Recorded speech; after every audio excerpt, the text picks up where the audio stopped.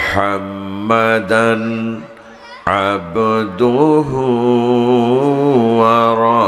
ورسوله الذي أرسله بالحق بشيرا ونذيرا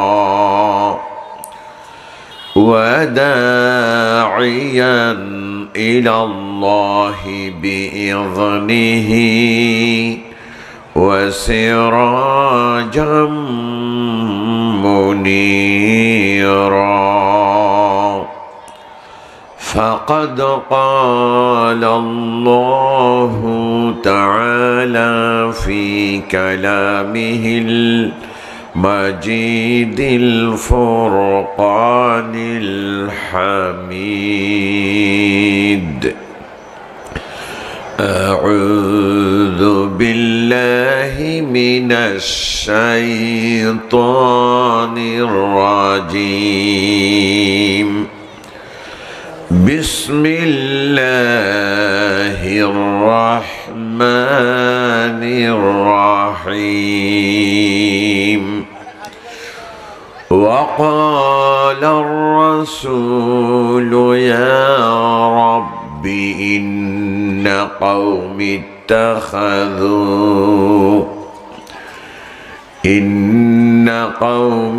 اتخذوا هذا القرآن مهجورا وقال تعالى في شان حبيبه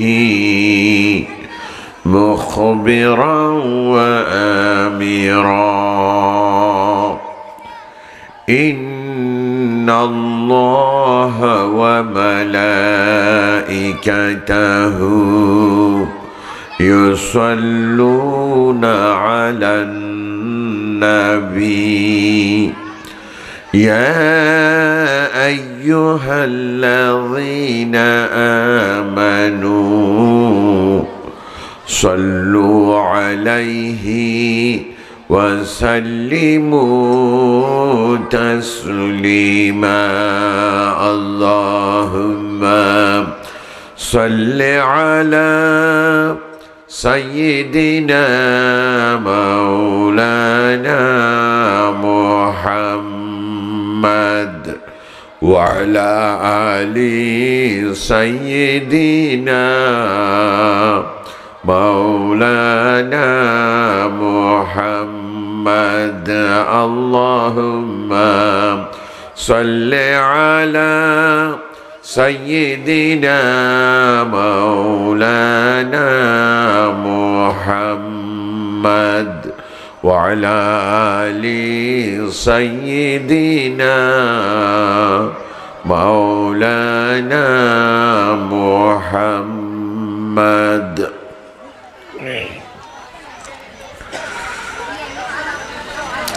সুজলা সুফলা শস্য শ্যামল আমার প্রিয় জন্মভূমি স্বাধীন সার্বভৌম মাতৃভূমি বাংলাদেশের সৌন্দর্যের অপরূপ লীলাভূমি। একদিকে পাহাড় পর্বত সবুজ বনবনানী সমৃদ্ধ, অন্যদিকে আল্লাহ রাব্বুল আলামিনের সৃষ্টির অপূর্ব নিদর্শন বঙ্গোপসাগরের তরঙ্গমালা পরিবেষ্টিত। পৃথিবীর দীর্ঘতম সমুদ্র সৈকত নগরী আমার প্রিয় জেলা কক্সবাজারের রামু উপজেলার অন্তর্গত নোনাছড়ি ইসলামী সমাজ কল্যাণ সংসদের উদ্যোগে আয়োজিত আজকের মাহফিলে সিরাতুন নবী সাল্লাল্লাহু আলাইহি ওয়াসাল্লামের সম্মানিত সাহেবে সদর, আজকের মাহফিলের সম্মানিত প্রধান মেহমান, সুদূর সাতক্ষীরা থেকে আগত বাংলাদেশের খ্যাতনামা আলেমে দ্বীন, প্রখ্যাত ইসলামী আলোচক আমার শ্রদ্ধাস্পদ ব্যক্তিত্ব জনাব হযরত মাওলানা মুস্তাফা মাহবুবুল আলম সাহিব মদ্দজিল্লুহুল আলী আমার পূর্বে কথা বলেছেন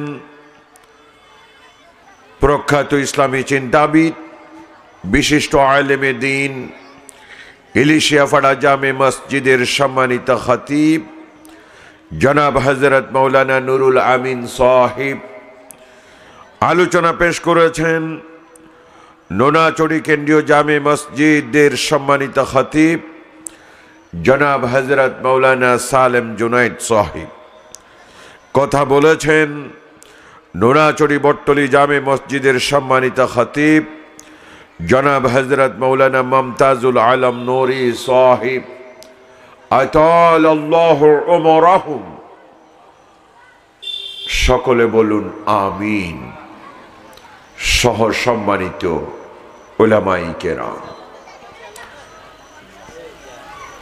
আজকের মাহফিলের সম্মানিত প্রধান অতিথি হিসেবে উপস্থিত থাকার কথা জোয়ারিয়ানালা ইউনিয়ন পরিষদের সম্মানিত চেয়ারম্যান জনাব কামাল শামসুদ্দিন আহমদ ফিরিন সাহেব সহ সম্মানিত অতিথিবৃন্দ মুরব্বিয়ানে ইজাম সমবেত যুবক ভাইগণ আমার অনুজ স্নেহ ধন্য ভালোবাসা প্রিয় আগামী দিনের ইসলামের ঝান্ডাবাহী আমার ছোট্ট ভাইরা সর্বস্তরে চড়িয়ে চিঠিয়ে থাকা মুসলমানগণ পর্দার অন্তরালে অবস্থানরত আমার দিনদার ইমানদার আল্লাহওয়ালা শ্রদ্ধেয়া মুসলমান মা ও বোনেরা আসসালামু আলাইকুম ওয়া রাহমাতুল্লাহি ওয়া বারাকাতুহু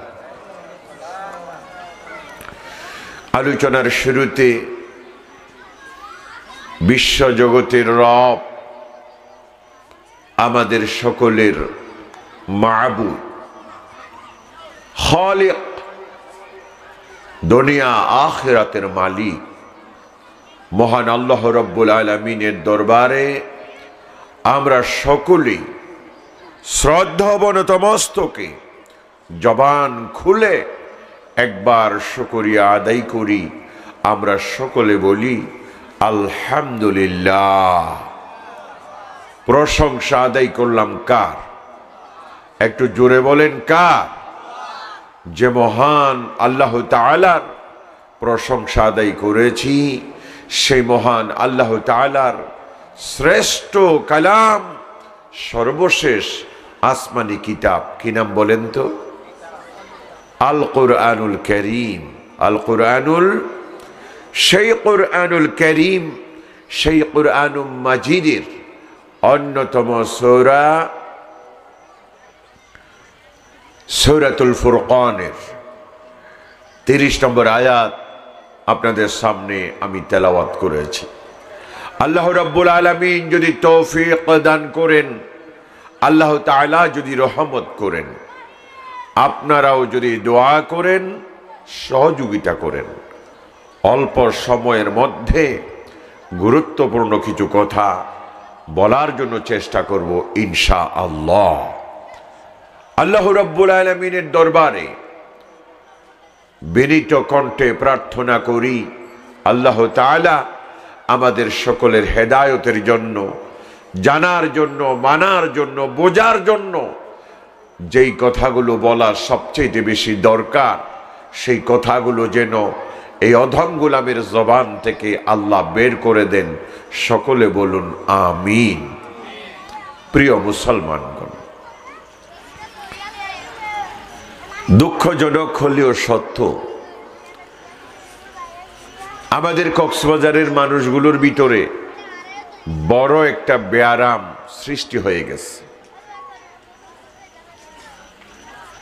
আপনারা কি গুসা হবেন নাকি বললে এটা একটা বড় ব্যারাম সেটা কি জানেন বক্তার নামের পাশে খামাকা ঢাকা লাগাইতে হয় ঠিক না দরকার হলে তিনি মসজিদের মুয়াজ্জিন হোক কিন্তু পেছনে ঢাকা লাগাইলে খুবই নামি দামি বক্তা ঠিক না কক্সবাজার জেলায় যত ভালো আলেম হোক না কেন, গরর গরু এ গাঁড়ার কের হানে নহা, এই সমস্যা। নাইলে তো এতক্ষণে লোকজন পরিপূর্ণ হয়ে যাবার কথা, ঠিক না? তো আমি অনুরোধ করব, কোরআনের মাহফিল, আমি বলবো আপনাদের এই কক্সবাজার জেলায় যে আলেমগুলো আছে, আফসোস সে আলেমগুলো কিন্তু অন্যান্য আলেমদেরকে অনেক বছর লেখাপড়া করাইতে পারবে, তারপরেও সমস্যা একটাই, পিছনে ঢাকা নাই। এই জন্য আমাদের দেশের হুজুরেরাও এখন কি করে জানেননি, বাড়ি যদি ঈদগাহ হয়, বাড়ি যদি নারিজ বন্যাও হয়, বাড়ি যদি বাইশারিও হয়, পিছনে ঢাকা লাগাইছে। কথা বুঝতে পারছেন? শ্রোতা যেমন বক্তাও তেমন। তা আমি আমার এলাকার ভাইদের বলবো, ওই সকল ভণ্ডামি তো করার সম্ভব নয়। আল্লাহর কোরআনের দাওয়াত দেওয়ার জন্য ভণ্ডামির দরকার আছে? দরকার আছে নাকি? অনুরোধ করব আল্লাহর বান্দাগণকে, আল্লাহর কোরআন থেকে আমরা মন ভরে কথা শুনবো ইনশাআল্লাহ। যেই কথাগুলো শুনবো মন ভরে শুনবো, মনোযোগের সাথে শুনবো এবং জীবনে আমল করার নিয়তে শুনবো। পারবেন তো ইনশাআল্লাহ? মাহফিল শুরু হয়ে গেছে, মাহফিলের সৌন্দর্য রক্ষা করা আমাদের সকলের ইমানি দায়িত্ব, ঠিক কিনা কোন? ইমানি দায়িত্ব নয়? তো এই জন্য মাহফিলের সৌন্দর্য রক্ষার্থে আমি সকলের কাছে অনুরোধ করব, ভাইগণ আপনারা যারা একটু দূরে আছেন, আমি একটু আপনাদের কাছে কোরআনের সম্মানে বিনীতভাবে আরজ করি, আপনারা একটু কাছে চলে আসেন না, একটু কাছে চলে আসেন, সকলে একটু কাছে চলে আসেন। মাহফিলের সৌন্দর্য বাড়বে, আল্লাহ তাআলা আপনারা যত এগিয়ে যাবেন, আল্লাহর রহমত আপনাদের জন্য তত এগিয়ে যাবে ইনশাআল্লাহ। আসেন, সামনের দিকে চলে আসেন প্রিয় ভাইগণ, সামনের দিকে চলে আসেন। মাহফিলের সৌন্দর্য বাড়ান, এখানে কিছু এখানে কিছু, এভাবে হলে মাহফিলের সৌন্দর্য হয় না। তো ভাইগণ ভালো করে শুনবেন। ঢাকার হুজুর তো আমাদের জন্য আছে, রেডি আছে না? সাতক্ষীরা থেকে আসছে আমাদের হুজুর। সাতক্ষীরার আলেমরা কিন্তু খুবই ভালো। এর আগে সাতক্ষীরার অনেক আলেমের সাথে আমার পরিচয়, দেখাশোনা তো জানাশোনা তো আছে। তো আলহামদুলিল্লাহ খুবই ভালো আলোচক ওনারা। তো প্রিয় ভাইগণ, কোরআনুল কারীমের সূরাতুল ফুরকানের 30 নম্বর আয়াত আপনাদের সামনে আমি তেলাওয়াত করেছি। কোন সূরা কোন তো? কথা খেয়াল করেন নাই? সূরাতুল ফুরকান বলেন তো, সূরাতুল ফুরকান কত নম্বর আয়াত? একটু জোরে বলেন না। 30 নম্বর আয়াত। সূরাতুল ফুরকান 30 নম্বর আয়াত আমি তেলাওয়াত করেছি। আপনারা ভালোভাবে শুনবেন, দয়া করে কারোর সাথে কেউ কথা বলবেন না। পারবেন তো? নীরব নিস্তব্ধ পরিবেশে আল্লাহর কোরআন থেকে যদি আলোচনা শুনতে পারেন, লাভ নাকি ক্ষতি? বেশি নাকি কম? আল্লাহ রাব্বুল আলামিন কোরআনুল কারীমের ভিতরে বলেছেন, ওয়া ইযা কুরিআল কুরআনু ফাসতামিউ লাহু ওয়া আনসিতু লাআল্লাকুম তুরহামুন। আল্লাহ তাআলা বলেন, হে ঈমানদারগণ, হে নোনাচড়ের মুসলমানেরা, তোমাদের সামনে যখন আল্লাহ রাব্বুল আলামিনের কালাম তেলাওয়াত করা হবে, আল্লাহ রাব্বুল আলামিনের কালাম পড়া হবে, আল্লাহর কোরআনের তাফসীর যখন তোমাদের মাঝে শুরু হয়ে যাবে, নীরব নিস্তব্ধ পরিবেশে আমল করার নিয়তে মনোযোগের সাথে আল্লাহর কোরআন থেকে আমার বান্দারা শুনতে থাকো। বান্দা নীরব নিস্তব্ধ পরিবেশে যদি আমার কোরআন থেকে শুনতে থাকো, আমল করার নিয়তে যদি শুনতে থাকো, আমি আল্লাহ রাব্বুল আলামিনের ওয়াদা হলো লাআল্লাকুম তুরহামুন, তোমাদের উপর রহমত নাজিল করবেন আল্লাহ। কার ওয়াদা? ওয়াদা কার? রহমত নাজিল করবেন কে? তাহলে আমরা নীরব পরিবেশে আল্লাহর কোরআনের আলোচনা শুনতে রাজি আছে কি নেই? আমরা ইনশাআল্লাহ এই মাহফিল থেকে আল্লাহর রহমত নিয়ে ফিরে যাব। রাজি আছেন তো? তো এই জন্য মাহফিলের সকলকে আল্লাহর রহমতের এই প্যান্ডেলের ভিতরে আসার জন্য অতি সত্বর আমি অনুরোধ জানাচ্ছি। ভাই, এমনও তো হতে পারে যে আলোচনা শুনবেন, ওই আলোচনা হয়তো অতীত জীবনে শুনেন নাই, ভবিষ্যৎ জীবনেও শোনার সম্ভাবনা নাই, এমনও হইতে পারে না? পারে কি পারে না? তো সুতরাং আল্লাহর বান্দাগণকে অনুরোধ জানাই, আসুন, একটু তাড়াতাড়ি আসুন। এ মাহফিলের ভিতরে আমরা জিকির করব কার? কার? তো আল্লাহর জিকির যদি আমরা চালাই, লাভ নাকি ক্ষতি? দোকানে বসে বসে গল্প গুজব করা, ঘরে বসে বসে গল্প গুজব করা, আর মাহফিলে এসে মাহফিল শোনা, লাভ কোনটা? মাহফিলে আসা সবচেয়ে বেশি লাভ না? হায়াতের মালিক কে? জীবনের মালিক তো আপনাকে যে হায়াত দিয়েছে, এ হায়াতের মালিক তো আল্লাহ, ঠিক কি না? নাকি আমরা নিজেরাই হায়াতের মালিক? হায়াতের মালিক যদি আমরা হইতাম তাহলে হায়াত তো আমাদের কথাই চলতো, ঠিক কি না? কিন্তু হায়াত কোন মুহূর্তে চলে যায় সে সময় আমাদের করার আর কিচ্ছু থাকে? তাইলে বোঝা গেল হায়াত আমার ইশারায় চলে না। কার ইশারায় চলে? সুতরাং আল্লাহ তাআলা এমন সুন্দর হায়াত আপনাকে আমাকে আল্লাহর বান্দাদেরকে দিলেন, এই হায়াতের কিছু অংশ আল্লাহর কোরআন শোনার জন্য যদি আমরা দিতে পারি, আর মনে মনে নিয়ত করি আল্লাহ কিয়ামতের কঠিন মুসিবতের সময় এই হায়াত যেন আমার পক্ষে সাক্ষী দে, এ কোরআন যেন আমার পক্ষে সাক্ষী দে, এই নিয়তে যদি আমরা হাজির হই, আল্লাহর রাসূল বলেন ইন্নামাল আমালু বিন্নিয়াত, মানুষের আমল তার নিয়তের উপরে আল্লাহর দরবারে কবুল হয়, ঠিক কিনা কোন? তাইলে প্রিয় ভাইগণ, একটু তাড়াতাড়ি চলে আসুন। আল্লাহ রাব্বুল আলামিন কোরআনুল কারীমের সবচেয়ে বড় সূরা সূরাতুল বাকারা 152 নম্বর আয়াতে আমার আল্লাহ রাব্বুল আলামিন বলছেন, ফাযকুরুনি আযকুরুকুম ওয়াশকুরুলি ওয়ালা তাকফুরুন। আছে নাকি নাই? আল্লাহ বলেছেন ফাযকুরুনি আযকুরুকুম, বান্দা তোমরা সকলে মিলে আমি আল্লাহর জিকির চালাও, আমি আল্লাহর জিকির করো। নুনাচুরি সমাজ কল্যাণ পরিষদের মাহফিলে বসে আমি আল্লাহর জিকির করো। ফাযকুরুনি, বান্দা তোমরা সকলে মিলে আমি আল্লাহর জিকির করো। আযকুরকুম, আর আমি আল্লাহ আরশে আজিমে বসে বসে আমার লক্ষ কোটি ফেরেশতা নিয়ে আমি তোমাদের নামে নামে জিকির করব। আমার ভাইগণ, আমরা যদি আল্লাহর জিকির করি, আল্লাহ আমাদের জিকির করবেন, ঠিক কিনা কোন? এই ওয়াদা দিয়েছেন আল্লাহ। এবার কথা বলেন, আল্লাহর পবিত্র জবানে যদি আমাদের নামে নামে জিকির হয়, সেই নামগুলো কিয়ামতের দিন আল্লাহর আদালতে আলাদা মর্যাদার অধিকারী হবে, ঠিক কিনা কোন? সুতরাং এই মাহফিলে বসে আমরা জিকির চালাবো কার?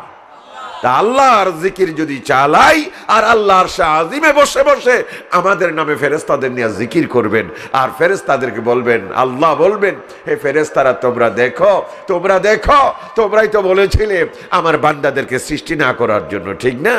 অথচ আমি আমার বান্দাদের সৃষ্টি করলাম, আর আমার বান্দারা আমার কোরআনের কি সুন্দর আলোচনা শুনতেছে। আল্লাহ তাআলা ফেরেশতাদের সামনে গৌরব করতেছে, সুবহানাল্লাহ। যে বান্দাদের নিয়ে গৌরব করতেছেন সে বান্দারা নিশ্চয় সফল হবে, না কি হবে না? নিশ্চয় সফল হবে।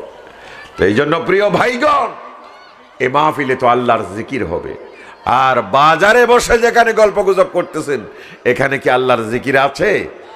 ঘরে বসে গল্প গুজব করে এখানে কি জিকির আছে? কিন্তু আল্লাহর কোরআনের মাহফিল আল্লাহর জিকির আছে। এই জন্য 2-1 ঘন্টা আল্লাহর কোরআনের জন্য দিলে, আল্লাহর দেওয়া হায়াত থেকে দিলে লাভ আছে নাকি লস আছে? লাভ আছে। ভাইগণ, কোরআন থেকে আলোচনা শুনবেন, সেই সাথে আমার মুখে মুখে, উলামায়ে কেরামের মুখে মুখে কোরআন তেলাওয়াতের জন্য চেষ্টা করবেন। পারবেন? আমরা যখন কোরআন তেলাওয়াত করব, আপনারাও আমাদের মুখে মুখে তেলাওয়াতের জন্য চেষ্টা করবেন। লাভ আছে নাকি লস আছে? এখানেও লাভ। কোন ধরনের লাভ? আল্লাহ রাসূল ইরশাদ করেছেন, মান ক্বারা হারফাম মিন কিতাবিল্লাহ ফালাহুল হাসানা। আল্লাহ রাসূল সাল্লাল্লাহু আলাইহি ওয়াসাল্লাম ইরশাদ করেছেন, যেই ব্যক্তি আল্লাহর কিতাব, আল্লাহর কোরআন থেকে 1 হরফ তেলাওয়াত করবে। কয় হরফ?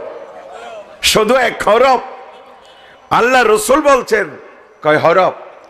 শুধু 1 হরফ। বান্দা আপনি যদি কোরআন তেলাওয়াত করেন, ফালাহুল হাসানা, আপনার জন্য এমন এক বিরাট সওয়াব আমল নামায় লেখা হবে, যেই সওয়াব 10 সওয়াবের সমান।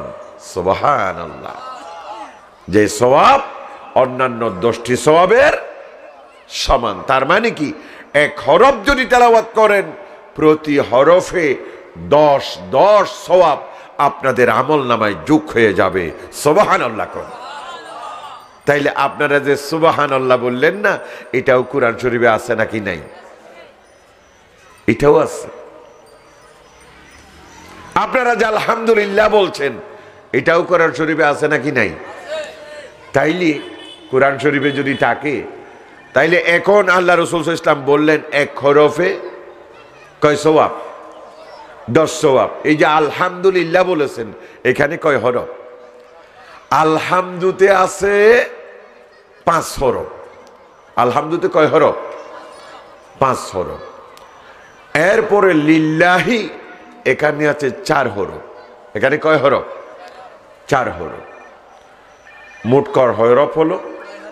9 হরফ। তাইলে সওয়াব যদি 1 অক্ষরে 10টা করে হয়, তাইলে 9 অক্ষরে কয়টা? 90টা।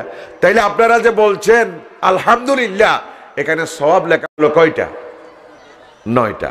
তাইলে এই মাহফিল থেকে যাবার সময় আপনাদের আমল নামায় কি পরিমাণ সওয়াব হয়ে যাবে, সন্দেহ আছে?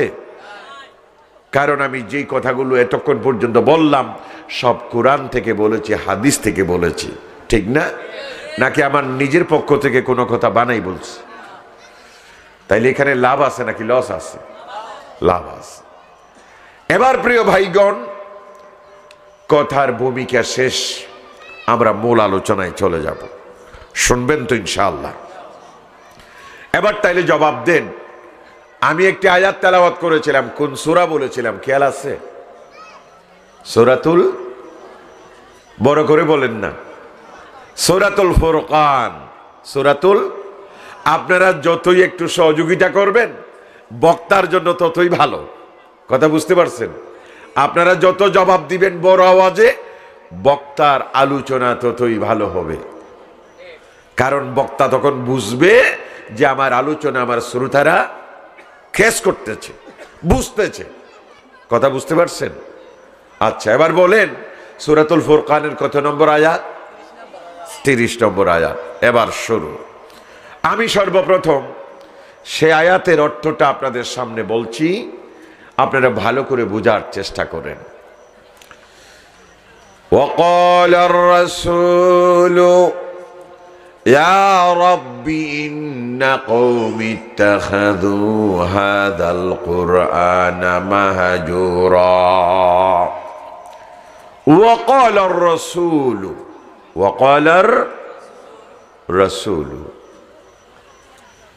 রাসূল সাল্লাল্লাহু আলাইহি ওয়াসাল্লাম তিনি বলবেন। এখানে বলা মানে কি জানেন? বলা মানে অভিযোগ দেওয়া, বলা মানে কি? নালিশ দেওয়া। কি দেওয়া? মামলা করা। কি করা? মামলা করা। তাইলে রাসূল সাল্লাল্লাহু আলাইহি সাল্লাম বলবেন, তার মানে হলো রাসূল সাল্লাল্লাহু আলাইহি সাল্লাম মামলা করবেন। রাসূল সাল্লাল্লাহু আলাইহি সাল্লাম কি করবেন? মামলা করবেন। কার কাছে? আল্লাহর কাছে।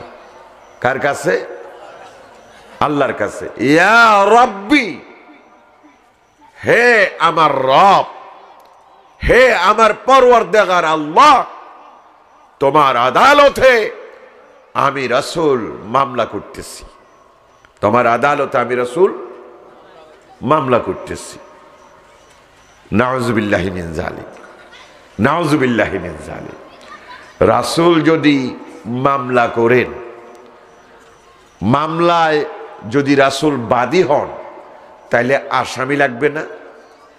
কি কথা কন না আপনারা? আসামি লাগবেন না? একটা মামলার পরিচালনার জন্য লাগে বিচারক। কি লাগে? জজ, হাকিম লাগবে না? জজ লাগবে, বিচারক লাগবে। তারপরে কি লাগে? বাদী। কি লাগে? তারপরে বিবাদী। বিবাদী মানে কি? আসামি। তারপরে উকিল, তারপরে সাক্ষী, তারপরে দলিল, ডকুমেন্ট। ঠিক কিনা কোন? আল্লাহ তাআলার আদালতে রাসূলুল্লাহ সাল্লাল্লাহু আলাইহি ওয়াসাল্লাম তিনি মামলা করে দেবেন। কার আদালতে? এবার বলেন, সে আদালত কখন? সে আদালত কখন? দুনিয়াতে নাকি আখিরাতে? আল্লাহর আদালত কখন? আখিরাতে। বিশ্ববিখ্যাত কোরআনের একজন মুফাসসির, নাম হলো আল্লামা কুরতুবী রাহমাতুল্লাহি আলাইহি। তিনি এক বিখ্যাত তাফসীর লিখেছেন, কোরআনের তাফসীর লিখেছেন। ওই তাফসীরের নাম তাফসীরে কুরতুবী। তাফসীরে কুরতুবী। সেই তাফসীরের ব্যাখ্যা আমি আপনাদের সামনে বলছি। তিনি বলেছেন এইভাবে, এই আয়াতের ব্যাখ্যায় তিনি বলেছেন এইভাবে, ইয়াশকুহুম ইলাল্লাহি তাআলা ইয়াউমাল কিয়ামাহ। ইয়াউমাল কিয়ামাহ। রাসূল আল্লাহ তাআলার আদালতে কিয়ামতের দিন মানুষের বিরুদ্ধে কি করবেন? মামলা করবেন। কি করবেন? মামলা করবেন। এখন মামলার বাদী কারা? বাদী হলেন রাসূল। আসামি কারা? আসামি কারা? আপনারা ভালো করে খেয়াল করবেন। ইন্না কওমি ইত্তাখাযু হাযাল কুরআনা মাহজুরা। ইন্না কওমি, ও আল্লাহ, আমি রাসূলের মামলার আসামি হলো আমার উম্মতেরা। আস্তাগফিরুল্লাহ, আস্তাগফিরুল্লাহ। আল্লাহ তোমার কাছে মাপ চাই, আল্লাহ তোমার কাছে মাপ চাই। কারণ রসুলে পাকের মামলার আসামি, সে আসামির লিস্টে যদি আমার মুরব্বীর নাম থাকে, ভাইয়ের নাম থাকে, এই মুরব্বীর নাম থাকে, আমার নাম থাকে, বাঁচার কোনো উপায় আছে? যাদের বিরুদ্ধে রসুল মামলা করবেন তার জন্য আর দলিল পত্র, সাক্ষী, ডকুমেন্ট লাগবে? বিনা হিসেবে ঠিকানা জাহান্নাম। ঠিক কিনা? বিনা হিসেবে ঠিকানা জাহান্নাম। এই জন্য ভাইগণ, নবীর মামলার আসামি আমরা হতে চাই কি চাই না? কেউ কি আপনারা চান নবীর মামলার আসামি হতে চান? নবীর মামলার আসামি যদি হতে না চান, কোরআনের এই আয়াত বুঝা দরকার আছে নাকি নাই? খুবই দরকার, খুবই দরকার। আপনারা ভালো করে আজকের এই আলোচনা শুনবেন ইনশাআল্লাহ। পারবেন তো? তরজমা বলে ফেলেছি, আমরা যাব এবার তাফসীরে, ব্যাখ্যায়। তার আগে আমরা আল্লাহ পাকের একটু জিকির করে নিই। কি বলেন? তবে সেই সাথে বলবো, আপনারা যারা এসেছেন আলহামদুলিল্লাহ, আপনারা আরো একটু সামনের দিকে চলে আসতে ভালো হয়, সামনে যেন কোনো জায়গা খালি না থাকে। সামনে যদি জায়গা খালি থাকে সেখানে শয়তান আশ্রয় গ্রহণ করে। আপনি কোরআনের মাহফিলে শয়তানকে কেন জায়গা দিবেন? একটু সামনে চলে আসেন এবং আমরা আল্লাহ পাকের জিকির শুরু করি। সুবহানাল্লাহ ওয়ালহামদুলিল্লাহ ওয়ালা ইলাহা ইল্লাল্লাহ সুবহানাল্লাহ ওয়ালহামদুলিল্লাহ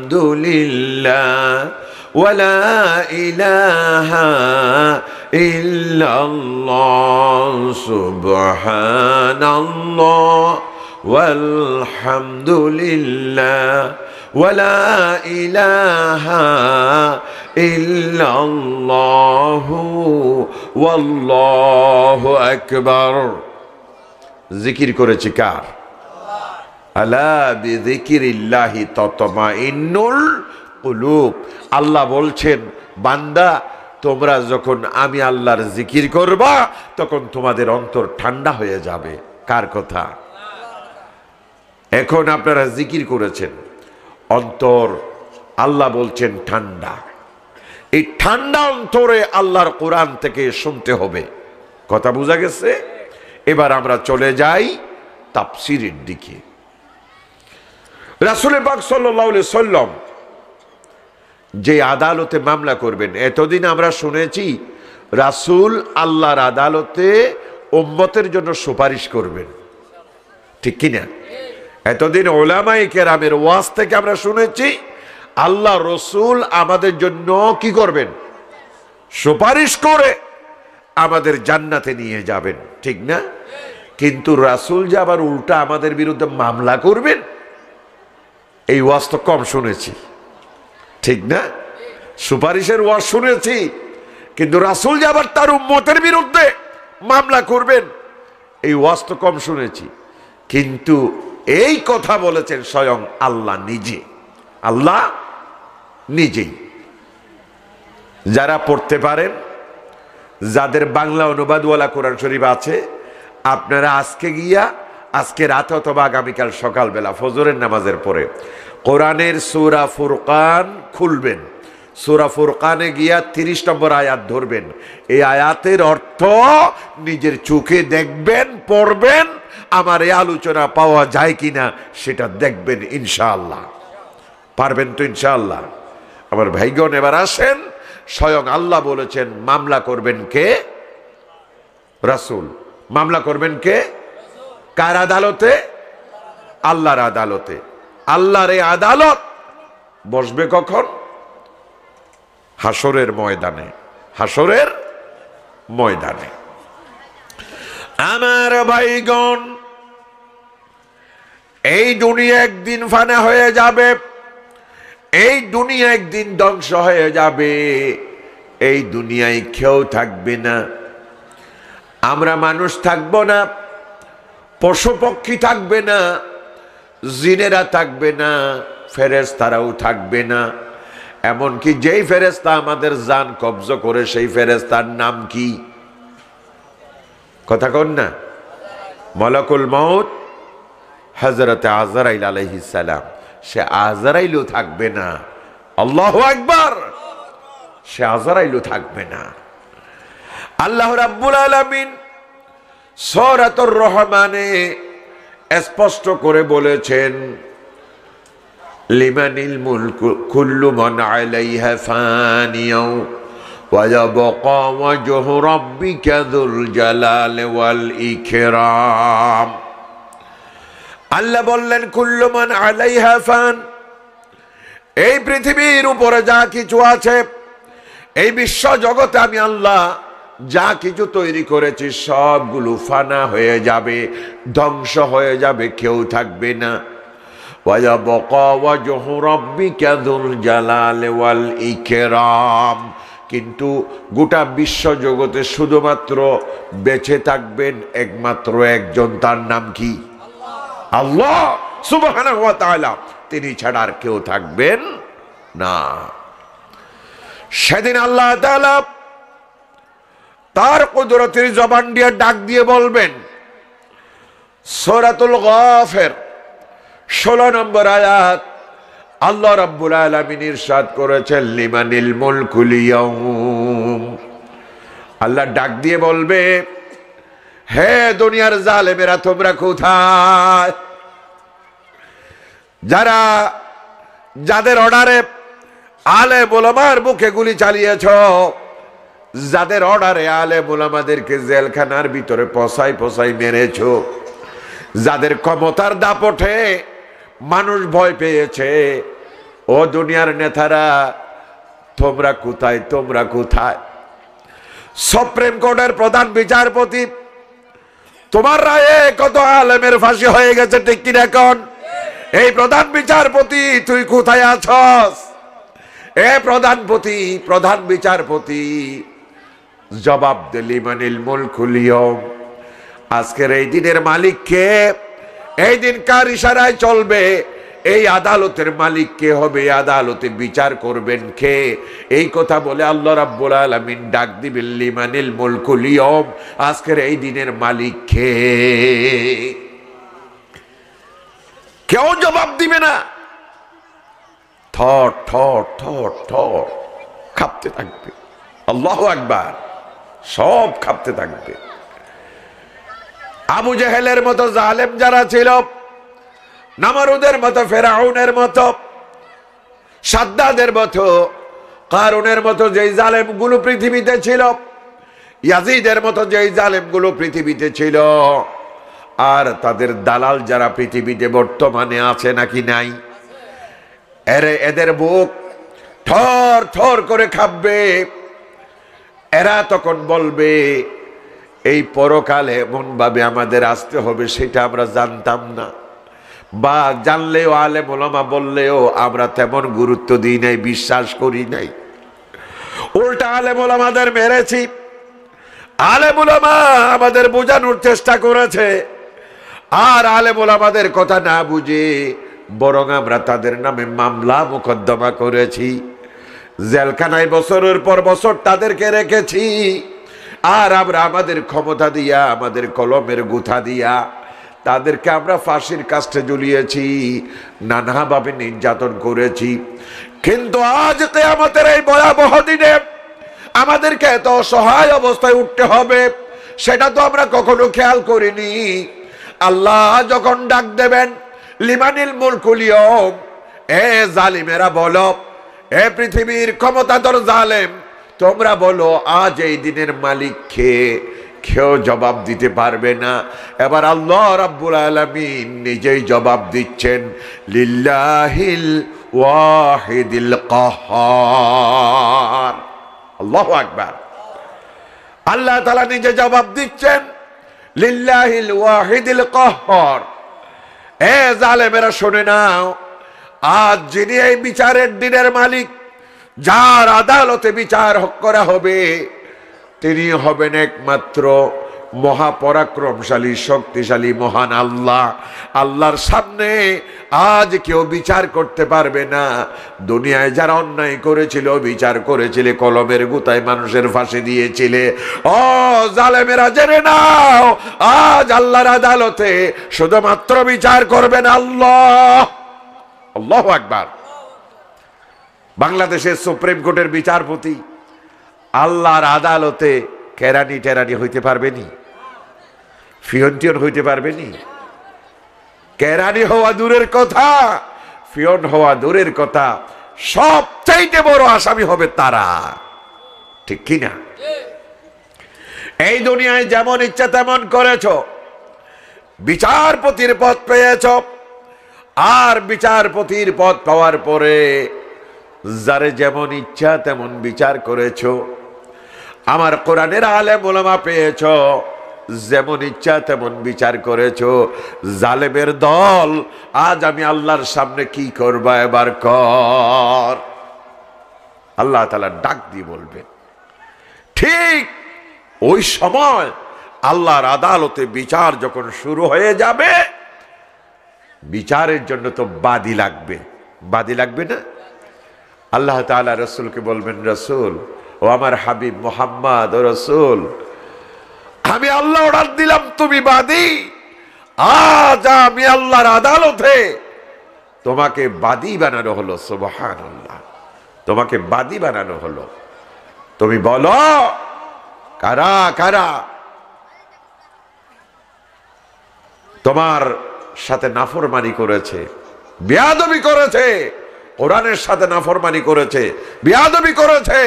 আমি আল্লাহর সাথে নাফরমানি যারা করেছে, আজ রাসূল আমি আল্লাহর আদালতে তুমি খুলে বলো। আল্লাহু আকবার। আল্লাহ তাআলা বিশ্বনবী সাল্লাল্লাহু আলাইহি ওয়াসাল্লামকে এইভাবে অর্ডার করবেন। আল্লাহ তাআলা তখন আল্লাহর আদালতে মামলা শুরু করে দিবেন। লিস্টি দেওয়া হলো। আল্লাহ রসুল বলেন, ও আল্লাহ, ও আল্লাহ, আমি রসুলের কাছে তালিকা আছে, এই তালিকা কিয়ামত পর্যন্ত তোমার ফেরেশতারা তৈরি করেছে, এই তালিকা তোমার আদালতে উপস্থাপন করলাম। এই তালিকায় যাদের নাম আছে এরাই হচ্ছে আমার মামলার আসামি, আমার মামলার আসামি। আল্লামা কুরতুবী রাহমাতুল্লাহ আলাইহি তিনি বলছেন, রাসূল অভিযোগটা কি দিবেন? মামলার একটা অভিযোগ লাগবে না? কোন দোষে মামলা, কোন দোষে মামলা? রাসূল এবার তিনি বলবেন, আল্লাহ নিজে বলেছেন, ইন্না কওমি ইত্তাখাযু হাযাল কুরআনা মাহজুরা। ও আল্লাহ, আমার উম্মতেরা, যে কোরআন তুমি পাঠিয়েছিলে, আমি রাসূলের কাছে যে কোরআন তুমি নাজিল করেছিলে, লাউহি মাহফুজের কোরআন যেটা আমি রাসূলের কাছে নাজিল করেছিলে, সেই কোরআনকে এরা বড় ঠাট্টা করেছিল, বিদ্রুপ করেছিল, অবহেলা করেছিল এই কোরআনের প্রতি। আল্লাহ, কোরআনের প্রতি তারা বড় ঠাট্টা করেছে, বিদ্রুপ করেছে, অবহেলা করেছে। এই হলো এই আসামিদের দোষ, এই হলো এই আসামিদের কি দোষ। তাইলে প্রিয় ভাইগণ, এক কথাই বলে ফেলি, কোরআনের প্রতি বেয়াদবি করা, কোরআনের প্রতি ঠাট্টা করা, কোরআনের আইনের প্রতি ঠাট্টা করা, কোরআনের সাথে অবহেলা করা, যারাই করে আল্লাহ রসুলের নিঃসন্দেহে মামলার আসামি হবে তারা। ঠিক কিনা কন? এবার আসেন, বিশ্ববিখ্যাত মুফাসসিরিন কেরাম কি ধরনের ব্যাখ্যা দিয়েছেন একটু শোনা দরকার আছে। কোরআনের অবহেলা করার মানে কি আপনারা নিশ্চয় বুঝে গেছেন। কোরআনের অবহেলা করা মানে, আমি যদি এখন জিজ্ঞেস করি, আপনারা এদিকে খেয়াল করেন, এদিকে দেখেন, আমি যদি এখন জিজ্ঞেস করি, ধরেন আমি এই মুরব্বীকে বললাম কোরআনের অবহেলা মানে কি, তখন তিনি জবাব দেবেন, হুজুর কোরআন ঠিকমতো না পড়া। একটা জবাব আসবে, আসবে না? এখন আরেকজন মুরব্বীকে যদি বলি, তিনি বলবেন, হুজুর কোরআনের প্রতি খারাপ ধারণা করা। এবার আমার ওই মুরব্বীকে যদি বলি কোরআন অবহেলার মানে কি, তিনি বলবেন কোরআনের আইনের প্রতি রাজি না থাকা। আমার ওই মুরব্বীকে যদি বলি আপনি কি বুঝেন, তিনি বলবেন যে কোরআনের আইনের আন্দোলনে শরিক না হওয়া। এবার আরেকজনকে যদি জিজ্ঞেস করি, তিনি বলবেন যে কোরআন মোতাবেক জীবন পরিচালনা না করা। তাইলে এক একজন এক একটা উত্তর তো দিতে পারবেন, পারবেন না? মুফাসসিরিন কেরাম যারা কোরআনের তাফসীর করেছেন, বিশ্ববিখ্যাত মুফাসসির, তারা কি চিন্তা করেছেন একটু বলার দরকার নাই? তাদের চিন্তাটা আমি আপনাদের সামনে খুলে বলছি। আমার নিজের কোনো কথা আজকে আমি আপনাদের সামনে বলবো না, বিশ্ববিখ্যাত মুফাসসিরিন কেরামদের কথা বলছি। আল্লামা ইমাম কুরতুবী রাহমাতুল্লাহ আলাইহি তিনি বলেছেন যে আন্নাহু সিহরুন ওয়া শায়রুন, আন্নাহু সিহরুন ওয়া শায়রুন। রাসূলের যুগে যখন কোরআন নাজিল হয়, রাসূল সাল্লাল্লাহু আলাইহি ওয়াসাল্লাম যখন কোরআনের দাওয়াত দিচ্ছেন, তখন অনেকে কোরআনের বিরোধিতা করেছে সত্য, কিন্তু আবার কোরআনের আকর্ষণে মুসলমান হয়ে গেছে। এই জাতীয় রেকর্ড আছে নাকি নাই?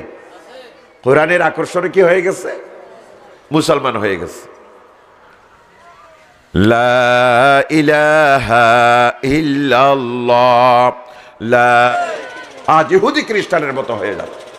সুতরাং যেই মহিলাকে আপনি এইভাবে বিয়ে শাদী দিলেন, ওই মহিলার ঘরে একটি দিনের মতো শান্তি থাকবে না, আল্লাহর রহমত থাকবে না, সদা সর্বদা অশান্তি, আসমানি বলা জমিনি বলা মুসিবত। এবং ওই মহিলার পেটে যে সন্তানেরা আসবে, এরা লম্পট হবে, বেয়াদব হবে, চোর হবে, ডাকাত হবে, জেনাকি হবে, সব খারাপ গুণ ওই সন্তানের ভিতরে থাকবে। ঠিক কিনা কর? এই জন্য মুসলমান বিয়ে শাদী করতে যাবেন, কোরআন মোতাবেক বিয়ে শাদী করা দরকার আছে নাকি নাই? কোরআনের উপর আমল করা দরকার আছে নাকি নাই? যারা কোরআনের উপর আমল করবেন না, যেমন ইচ্ছা তেমন করে চলবেন, আল্লাহর রসুল বলেন কিয়ামতের দিন আমি রসুল তাদের বিরুদ্ধে আল্লাহর আদালতে মামলা করে দেব। আমার মামলার আসামি হবে তারা, আমার মামলার আসামি হবে তারা। এবার আমরা চলে যাব নাম্বার 3। কয় নম্বরে? 3 নম্বর ব্যাখ্যা। এই আয়াতের 3 নম্বর ব্যাখ্যা আল্লামা কুরতুবী রাহমাতুল্লাহ আলাইহি তার তাফসীরে কুরতুবীর ভিতরে এই আয়াতের ব্যাখ্যা দিতে গিয়ে বলেছেন, ওয়া কাযালিকা জাআলনা লিকুল্লি নাবিয়্যিন আদুওয়াম মিনাল মুজরিমিন। আল্লাহ তাআলা বলছেন, হে নবী, আমি আল্লাহ যে কোরআন নাজিল করেছি, যেই কোরআনের দাওয়াত দেওয়ার জন্য, কারণ এই কোরআনের দাওয়াত দিয়ে যারা চোর ছিল তারা ভালো হয়ে গেছে, যারা এক সময় খুনি ছিল, ডাকাত ছিল, তারা ভালো হয়ে গেছে। ঠিক কিনা কোন? এই কোরআনের দাওয়াত পেয়ে সেই যুগের বড় বড় কাফিরেরা মুসলমান হয়ে সোনার মানুষে পরিণত হয়েছে। ঠিক কিনা? আল্লাহ রসুল বলেন ইন্না আসহাবি কান্নুজুম, আমার সাহাবাই কেরাম আকাশের তারকা তুল্য। ঠিক কিনা কোন? আকাশের তারা যেমন জল জল জল জল করে, আকাশের তারা যেমন পরিষ্কার, আকাশের তারা যেমন সুন্দর, আমার সাহাবাদের চরিত্রও তেমন সুন্দর, আমার সাহাবাদের চরিত্র তেমন জল জল জল জল উজ্জ্বল। ঠিক কিনা খান? যেই সাহাবীদের কথা আল্লাহ রসুল সাল্লাল্লাহু আলাইহি ওয়াসাল্লাম বলেছেন খায়রুল কুরুনে কারনি, আল্লাহ রসুল সাল্লাল্লাহু আলাইহি ওয়াসাল্লাম বলেছেন আমার যুগ হলো পৃথিবীর শ্রেষ্ঠ যুগ, আমার সাহাবায়ে কেরাম পৃথিবীর শ্রেষ্ঠ মানুষ, তাদের মতো সুন্দর মানুষ, সুন্দর চরিত্রের মানুষ পৃথিবীতে কিয়ামত পর্যন্ত আর গড়ে উঠবে না। ঠিক কিনা বলেন? এই সাহাবাদের ব্যাপারে স্বয়ং আল্লাহ সুবহানাহু ওয়া তাআলা বলেছেন রাদিয়াল্লাহু আনহুম ওয়া রাদু আনহু। এই সাহাবায়ে কেরাম এরা এমন যে আল্লাহ তাআলা তাদের উপরে সন্তুষ্ট হয়ে গেছেন, তাদের আমলের উপরে, তাদের কাজের উপরে, তাদের কথার উপরে, তাদের ঈমানের উপরে, তাদের ইবাদতের উপরে, তাদের চালচলনের উপরে সন্তুষ্ট হয়েছেন কে? আর আল্লাহ তাআলার বিধান পেয়ে সাহাবায়ে কেরাম খুশি। সাহাবায়ে কেরাম আল্লাহর পক্ষ থেকে কোরআনের আয়াত নাজিল হয় কিনা, রসুলের পক্ষ থেকে হাদিস আছে কিনা, এই জন্য চেয়ে থাকতেন। আল্লাহ রসুল যদি কোনো কথা বলতেন, সাহাবায়ে কেরাম সেদিন থেকে সেটা মেনে নিতেন। সেদিন থেকে সেটা, ধরেন আমি সুদ খাচ্ছি, খুব ভালো মজা করে সুদ খাচ্ছি, কিন্তু যেদিন বললেন রাসূল সাল্লাল্লাহু আলাইহি ওয়াসাল্লাম সুদ হারাম, সাথে সাথে সেদিন থেকে সেটা কি করেছি? ত্যাগ করেছি, ছেড়ে দিয়েছি। সুবহানাল্লাহ। রাসূল বলেছে আমি আর সেটা করব না, আল্লাহর কোরআন নাজিল হয়েছে আমি আর সে কাজ করব না। কোরআন যেভাবে বলে, রাসূল যেভাবে বলে, আমি সেভাবেই চলবো। সেভাবে চলার জন্য সাহাবায়ে কেরাম পাগলের মতো ছিলেন। সুবহানাল্লাহ। এই জন্য আল্লাহ বলেছেন রাদিয়াল্লাহু আনহুম ওয়া রাদু আনহু, এই সাহাবায়ে কেরামদের উপরে আল্লাহ খুশি হয়ে গেছে। তাদের ইবাদতের উপর আল্লাহ খুশি, তাদের আমলের উপর আল্লাহ খুশি, তাদের লেনদেনের উপর আল্লাহ খুশি, তাদের চালচলনের উপর আল্লাহ খুশি। আর আল্লাহ যে আইন কানুন দেয় সে আইন কানুনের উপরে সাহাবায়ে কেরাম খুশি। অথচ আজ আমরা মুসলমানরা সম্পূর্ণ তার বিপরীত, ঠিক কিনা কোন? আল্লাহ বলেন এটা করিও না, আমরা সেটাই করি। আল্লাহ বলেন নামাজ পড়ো, বান্দা বলে পড়বো না, ঠিক কিনা কোন? আল্লাহ বলেন রোজা রাখো, বান্দা বলে রাখবো না। আল্লাহ বলেন সুদ খাইও না, বান্দা বলে খাবো। আল্লাহ বলেন ঘুষ খাইও না, মেম্বার চেয়ারম্যানরা পুলিশেরা বলে খাবো। যত পারি বেশি করে খাবো, যত পারি বেশি করে খাবো, ঠিক কিনা কোন? সুতরাং বর্তমানের মুসলমান যারা, তাদের উদাহরণ আমি কিভাবে দিতে পারি? অথচ রাসূল পাক সাল্লাল্লাহু আলাইহি ওয়াসাল্লামের যুগে সাহাবায়ে কেরাম কোরআনের একটা আয়াতের জন্য অপেক্ষা করতেন। আল্লাহর কোরআনের আয়াত যদি নাজিল হয়, সে আয়াতের বরাবর আমরা কিভাবে চলতে পারি সেই জন্য তারা অপেক্ষায় থাকতেন। সুবহানাল্লাহ, আল্লাহু আকবার। সেই জন্য তারা অপেক্ষায় থাকতেন। অথচ আজ মুসলমানেরা কোরআনের বিরোধিতাকে কত করতে পারে সেটার জন্য একটা প্রতিযোগিতায় নেমে গেছে, ঠিক কিনা? কোন জায়গায় মাহফিল হবে, মাহফিল কিভাবে বন্ধ করতে পারি? কোন জায়গায় হুজুরে ওয়াজ করেছে, হুজুরের মামলা রেকর্ড করে কিভাবে একটা মামলা মোকদ্দমা দিতে পারি, ঠিক কিনা কোন? এইভাবে করে কোরআনের বিরুদ্ধে যে যত পারে সে ততভাবেই লাগে। আজকে মুসলমান প্রতিযোগিতায় নেমে গেছে। এই জন্য আল্লাহ রাব্বুল আলামিন বলছেন, রাসূল রে, কোরআনের কথা যখন বলবা তখন আপনার জন্য শত্রু বেড়ে যাবে। যেমন ইব্রাহিম নবী লা ইলাহা ইল্লাল্লাহর কথা বলেছে, সাথে সাথে নমরুদ তৈরি হয়ে গেছে। এই নমরুদ ইব্রাহিম নবীর সাথে যুদ্ধ বাধাই দিয়েছে, ঠিক কিনা কোন? মুসা আলাইহিস সালাম এসে লা ইলাহা ইল্লাল্লাহ যখন বলেছে, সাথে সাথে ফেরাউন গরম হয়ে গেছে। ফেরাউনের সাথে মুসা আলাইহিস সালামের যুদ্ধ দ্বন্দ্ব চিরকাল ঠিকই রইল। এরপরে ঈসা আলাইহিস সালাম যখন লা ইলাহা ইল্লাল্লাহ বলেছে, ইহুদিরা ঈসা আলাইহিস সালামের উপরে গরম হয়ে গেছে। আর আমাদের নবী মুহাম্মদ সাল্লাল্লাহু আলাইহি ওয়াসাল্লাম এতদিন পর্যন্ত খুবই ভালো ছেলে, খুবই চরিত্রবান ছেলে। মুহাম্মদের মতো ভালো ছেলে আরবের কোন জায়গায় আছে নাকি? কথা বলেন না, আছে নাকি? আবু জেহেল বলে আমার ভাইপুত কত ভালো, আবু লাহাব বলে আমার ভাইপুত কত ভালো, উতবা সাইবা বলে আমাদের চাচাতো ভাই কত ভালো, ঠিক কি না কর? এর মতো ভালো ছেলে আর নাই। মুহাম্মদ সাল্লাল্লাহু আলাইহি ওয়াসাল্লামের জন্য আরবের আবু জেহেল যেখানে যায় সেখানে গৌরব করত। এমন একটি খারাপ জমানায়, এমন একটা খারাপ যুগে, সুরের যুগে, ডাকাইতের যুগে, এই নির্যাতনের যুগে, জুলুমের যুগে আমাদের একজন ভাইপুত আছে বড়ই ভালো, সুবহানাল্লাহ। যার কারণে আবু জেহেল, আবু লাহাবরা এই মুহাম্মদ সাল্লাল্লাহু আলাইহি ওয়াসাল্লামের নাম দিয়েছিল আল আমিন, ঠিক কিনা কোন না? কি নাম দিয়েছিল? আল আমিন, আস-সাদিক। মুহাম্মদ আল আমিন, মুহাম্মদ সত্যবাদী, মুহাম্মদ নিরাপদ, মুহাম্মদ আমানতদার, মুহাম্মদ শান্ত।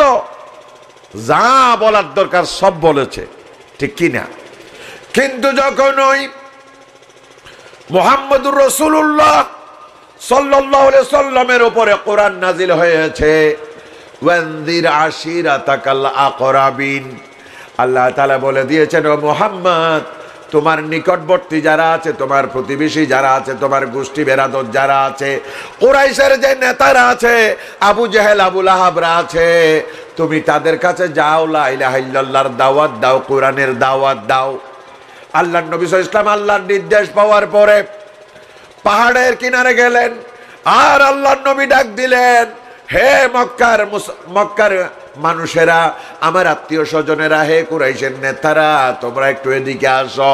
সব কুরাইশের নেতারা চলে আসলো, আত্মীয় স্বজনরা চলে আসলো। কারণ আমাদের মুহাম্মদ, আমাদের আলামিন আজকে কেন সকলকে ডাকতেছে, এই জন্য সকলে গুরুত্ব দিয়ে চলে আসলো। এবার আল্লাহর নবী বললেন, আমি যদি বলি ভয়ঙ্কর বিপদ তোমাদের দিকে ধেয়ে আসতেছে, এই কথা যদি আমি বলি তোমরা বিশ্বাস করবা নাকি? সকলে বলল, আমাদের মুহাম্মদ যদি বলে আমরা বিশ্বাস করব, কারণ আমাদের মুহাম্মদ কখনো মিথ্যা কথা বলে না। আল্লাহু আকবার।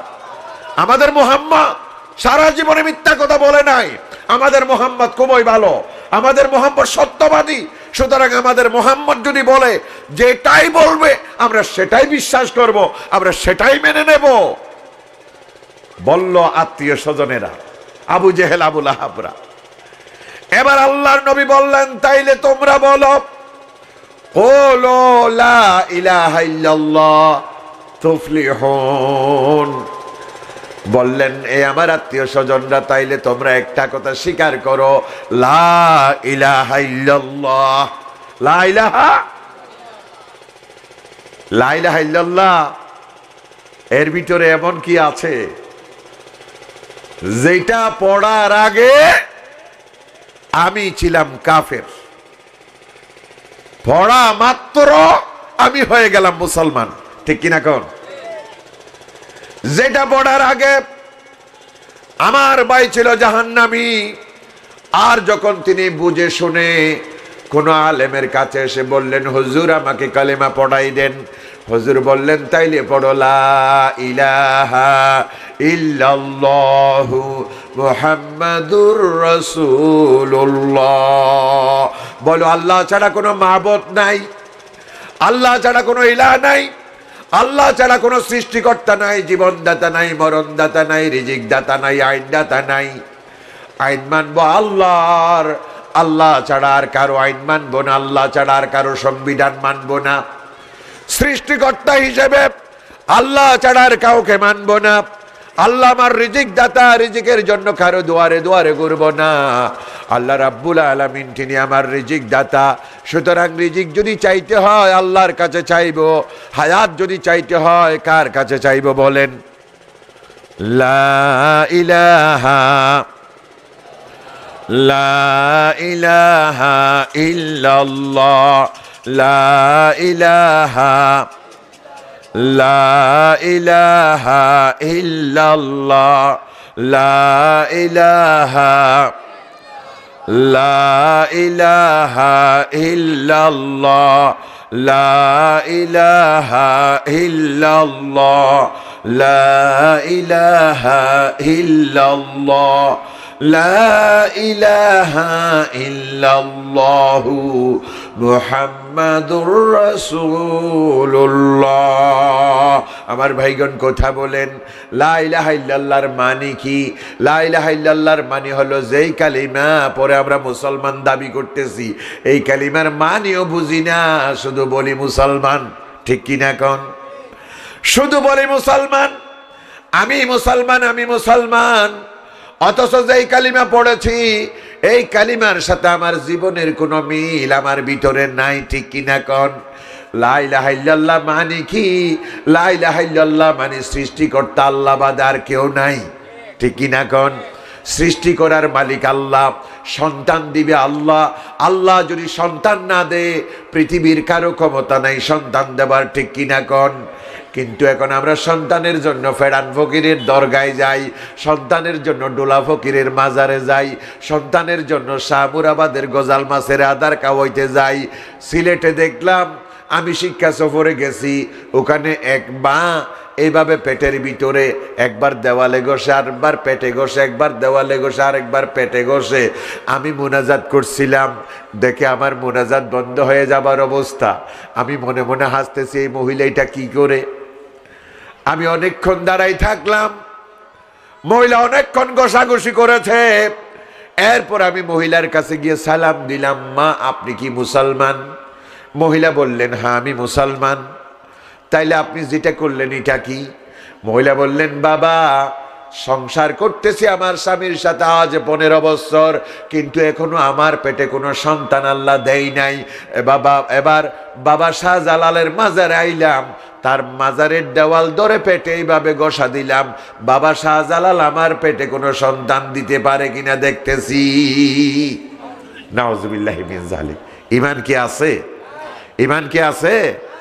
কারণ সে তো বলেছে লা ইলাহা ইল্লাল্লাহ, তার মানে হলো আল্লাহ ছাড়া সৃষ্টিকর্তা আর কেউ নাই। ঠিক কিনা কোন? অথচ সে সন্তান চাইতে গেছে বাবা শাহজালালের কাছে। ঠিক কিনা? তাইলে ঈমান কি আছে? সাথে সাথে শিরিক হয়ে গেছে। সাথে সাথে কি হয়ে গেছে? শিরিক কাকে বলে? আল্লাহ যা পারে, আল্লাহ যা পারে, আপনি যদি মনে করেন সেই ক্ষমতা আমিও পারি, অথবা সেই ক্ষমতা বাবা ফেটান ফকিরে পারে, সেই ক্ষমতা বাবা শাহজালালে পারে, আল্লাহর যে ক্ষমতা আছে এই ক্ষমতা অন্য কারো আছে, এটা যদি মনে করেন এটার নাম হলো শিরক। এটার নাম কি? শিরক। এই যে গত কয়েকদিন আগে আমাদের এক হুজুর নাকি ছেলে কতগুলো নিয়ে মাজারে গেছে।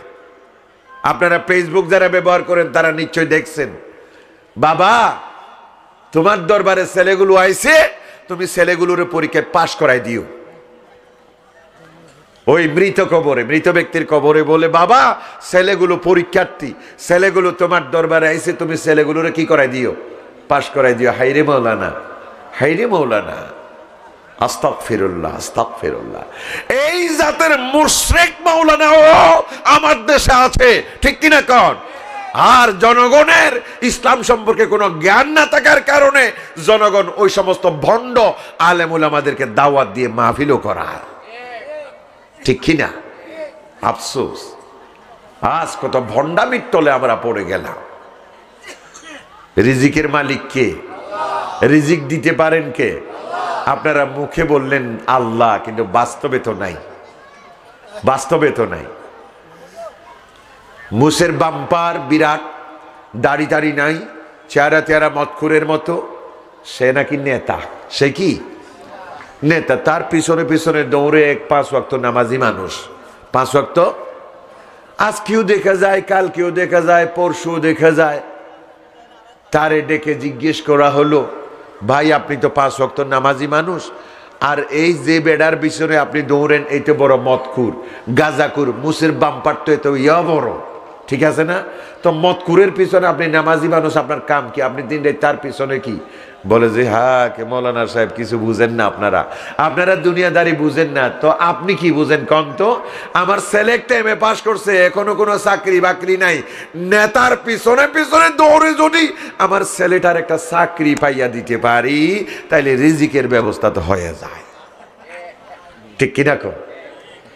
তাইলে লোকটা 5 ওয়াক্ত নামাজ পড়ে, কিন্তু চিন্তা কোথায় গেছে?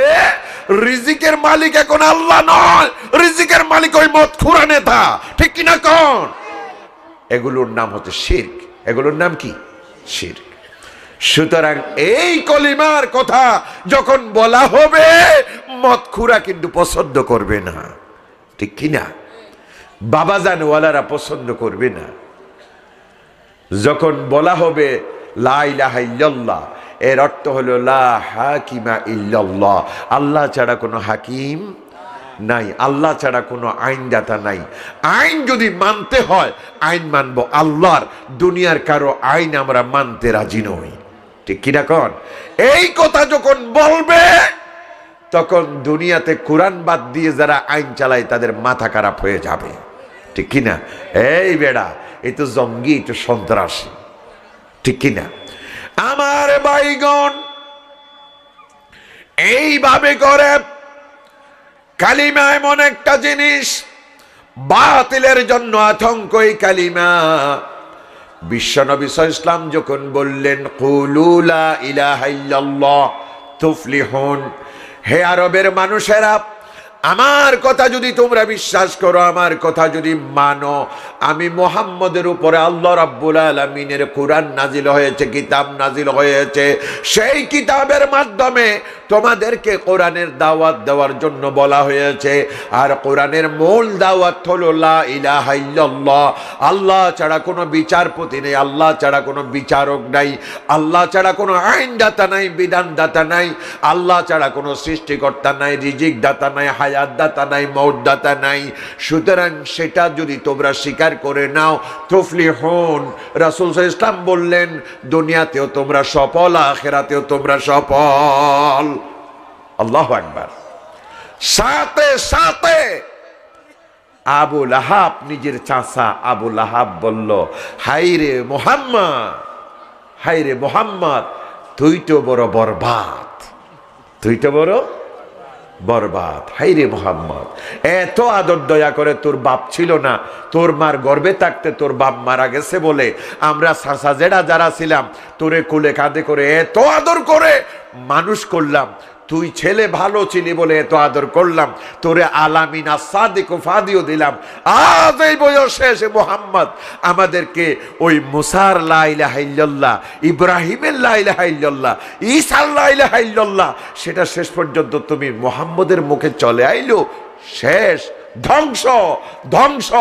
ও মোহাম্মদ তুই তো শেষ বলে পাথর নিয়ে মোহাম্মদ ইসলামের শরীরে জোরে নিক্ষেপ করেছে আবু লাহাব। তাইলে মুসলমান আপনি চিন্তা করেন, এতদিন পর্যন্ত মোহাম্মদ আলামিন, এতদিন পর্যন্ত মোহাম্মদ খুবই ভালো, ঠিক কিনা কর? এই অবস্থায় পরিবেশ আমাদের দেশে আছে নাকি নাই? আপনাদের মসজিদ কোন দিকে? এইদিকে মসজিদ না? মসজিদের ইমাম সাহেব 10 বছর 20 বছর ধরে এই মসজিদে চাকরি করেন। কেন করেন? হুজুর খুব ভালো, এই জন্য থাকতে পেরেছে, ঠিক না? আচ্ছা, হুজুর খুব ভালো, হুজুর খুব ভালো, হুজুর আচার আচরণ চাল চলন কথাবার্তা উঠা বসা সব ভালো, হুজুরে চাকরি করে মিয়া 30 বছর ধরে, খুব খুশির কথা না? কিন্তু যেই মাত্র হুজুর একদিন জুমার খুতবায় বলে দিল, ও ভাইগণ, কোরআনের আইন যদি আপনি না মানেন, কোরআনের আইন আল্লাহর জমিনে যদি আপনি আনার জন্য চেষ্টা না করেন, আপনার ঈমান সহি থাকবে না। এই কথা যখন বলে দিল, জমার পরে আসরের টাইম হইতে হইতে হুজুর খারাপ, চাকরি নট, ঠিক কিনা কোন? আছে নাকি নাই? যতদিন হুজুর কোরআনের আসল কথা বলে নাই ততদিন হুজুর খুব ভালো, খুব ভালো, চাকরি খুব মজবুত। কিন্তু যেদিন হুজুর কোরআনের মূল কথা বলেছে, চাকরি নট হয়ে গেছে, হুজুর বড় বরবাদ হয়ে গেছে, ঠিক কিনা কর? আমার ভাইগণ, সে আবু লাহাব বলে মোহাম্মদ বরবাদ, পাথর নিক্ষেপ করেছে। আর আল্লাহর নবীর উপরে পাথর নিক্ষেপ হয়েছে। আকাশের মালিক আল্লাহ, জমিনের মালিক আল্লাহ, যে আল্লাহ কোরআনের আয়াতে আয়াতে আমাদেরকে সবরের কথা বলেছেন, ধৈর্য ধারণ করার কথা বলেছেন, সে আল্লাহ কিন্তু নিজে আর সবর করতে পারলেন না।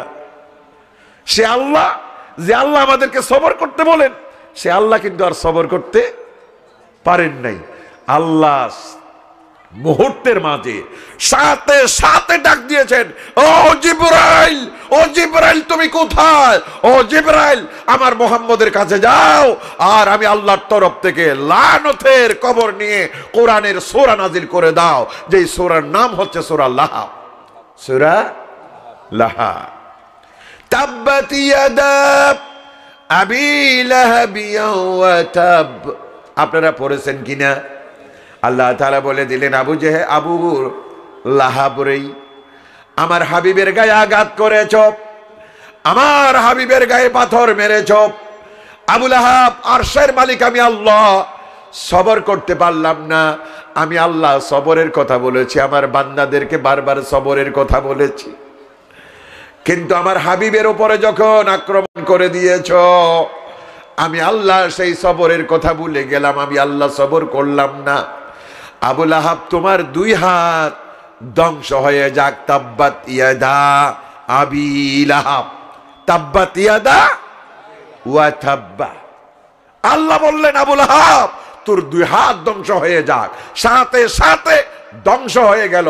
যে হাত বিশ্বনবীকে মারার জন্য তুলেছিল, সে হাত আর নামাইতেই পারে না। আল্লাহু আকবার। ক্ষমতা আল্লাহর আছে নাকি নাই? হাত আর নামাইতেই পারে না, হাত এভাবে রয়ে গেছে। 100 জনে চেষ্টা করি আর হাত নামে না। আল্লাহু আকবার। এর মাধ্যমে আল্লাহ রাব্বুল আলামিন বিশ্বের এই মুসলমানদেরকে, ইমানদারদেরকে আল্লাহ তাআলা শিক্ষা দিয়েছেন, ও মুসলমানেরা, ও মুসলমানেরা, আমার হাবিবের উপরে আমার হাবিবের শরীরের উপরে, আমার হাবিবের মানের উপরে, ইজ্জতের উপরে, সম্মানের উপরে আঘাত করা মানে আমার হাবিব তো কোরআনের মাধ্যমে অর্ডার পেয়ে এই কাজ করেছে, আমার কোরআনের উপরে আঘাত করা। সুতরাং যেই মানুষ আমার কোরআনের উপর আঘাত করবে, আমার হাবিবের উপর আঘাত করবে, আমার হাবিবের বানের উপরে, সম্মানের উপরে, ইজ্জতের উপর আঘাত করবে, আমি আল্লাহ সহ্য করব না। ও ইমানদার, আমি আল্লাহ যেখানে সহ্য করি নাই, ও দুনিয়ার ইমানদার তোমরা কখনো সহ্য করবা না। ঠিক কিনা বলেন? কখনো সহ্য করবা না। আমার হাবিবের মানের উপরে, ইজ্জতের উপরে, সম্মানের উপরে যখন কোনো আঘাত আসবে, ইমানদার তুমি ঘরে বসে থাকতে পারবে না যদি তোমার ভিতর ঈমান থাকে। ঠিক কিনা কর? আজকে বড় দুঃখের বিষয় না, আমাদের রাজনৈতিক যে বড় বড় নেতারা আছে না, তাদের নামে আপনি ফেসবুকে একটা কিছু লেখেন না,